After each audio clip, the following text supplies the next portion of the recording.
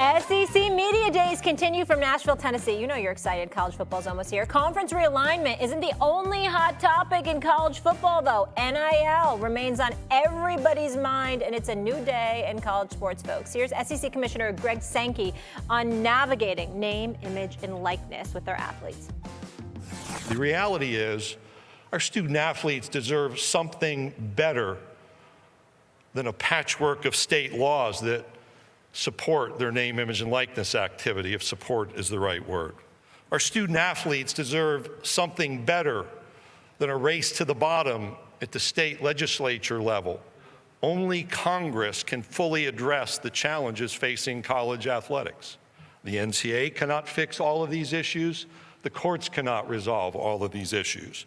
The states cannot resolve all of these issues, nor can the conferences. Whether congressional action is achievable is a matter of debate, much debate.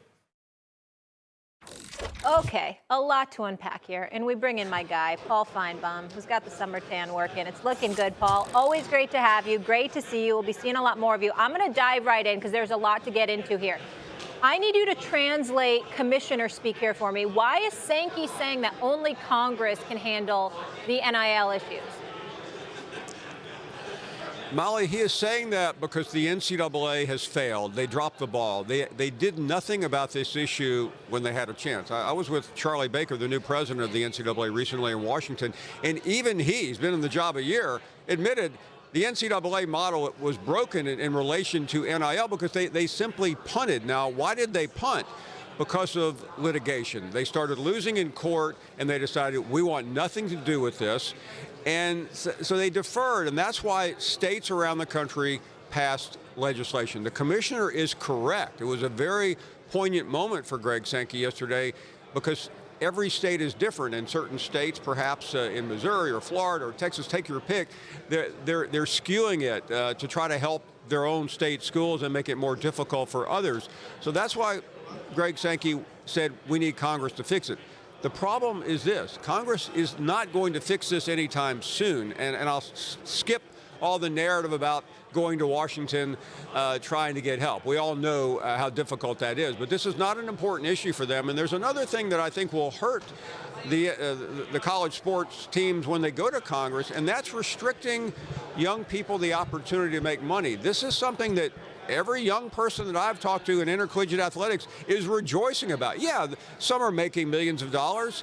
Some are not making very much money at all, but they are making something. They're getting something, and that is positive, I think, in relation to where we have been, where the NCAA controls everything. Okay, Paul, thank you. All right, Dan, I want to bring you in here. Obviously, you played college football at a fine institution with excellent alumni, and now you cover the sport. So tell me this: has NIL negatively affected college football? For everyone outside of the players, absolutely. NIL has been a very good thing for the players when it comes to the reality of how much money college football and the players generate, and then the understanding that the demands of a college athlete when it comes to school and athletics, there is no other shot for 99.9% of them to go earn money in college at a normal job. So they're generating all this money, and they have no other opportunity to go make money. The scholarship isn't enough anymore. So that's why for the players, it's been great. For everybody else attached to it, and in some instances, players, it has had massive negative impacts. So, Molly, I think this is the reason why. There's a couple points I want to make.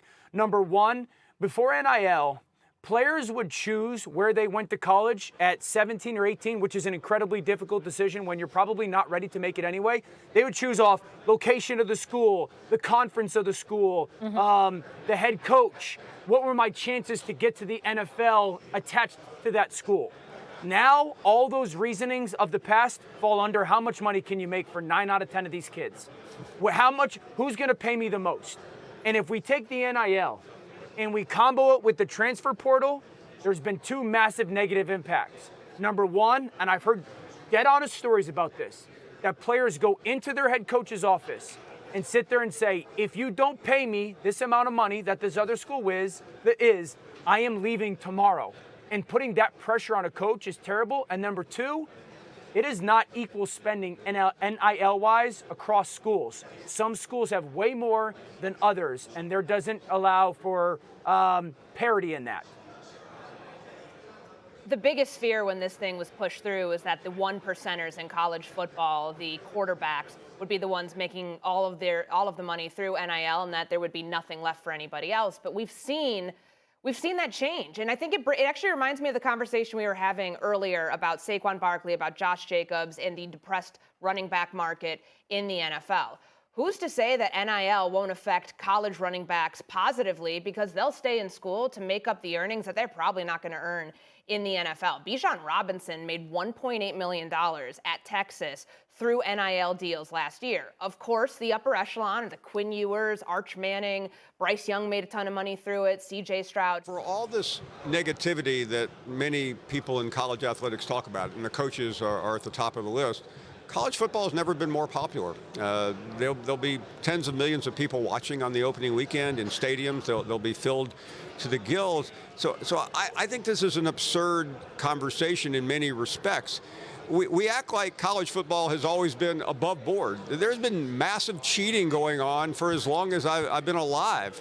And it's just whether you could get away with it or not. And finally, the NCAA enforcement division was put out of business because it was corrupt in and of itself. There was selective prosecution, and it finally got to the point where they couldn't handle the court system. So they just waited on the individual schools to turn themselves in, and then they slammed you. Now, everyone's cheating. It's legal. And I think the sport is fantastic. And I just think that this sound and fury signifying nothing is getting old. Just accept it. It's here. Thanks for watching ESPN on YouTube. For live streaming, sports, and premium content, subscribe to ESPN+.